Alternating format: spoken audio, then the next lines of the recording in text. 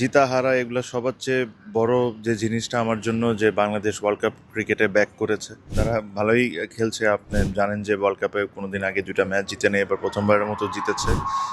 ইন্ডিয়ার সাথে ব্যাটিংটা একটা সময় খুব ভালো যাচ্ছিল, প্রবলি আরও 15-20টা রান যদি বেশি হতো তাহলে আর একটু চ্যালেঞ্জিং হতো, but you never know with cricket.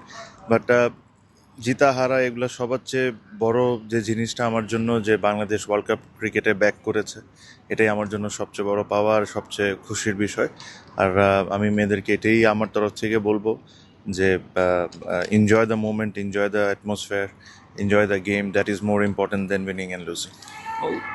প্রচণ্ড গরম, তার মধ্যেও কিন্তু ইংল্যান্ডের মাটিতে 3টা ম্যাচের মধ্যে 2টাতে জয় পেয়েছেন, ভালো খেলেছেন, একটা দেখা।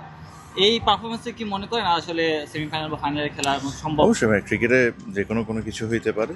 আমি আশাবাদী, আশা করি ওরা খেলাটা এনজয় করবে, যেটা আমি বলছি ওটাই ইম্পর্টেন্ট।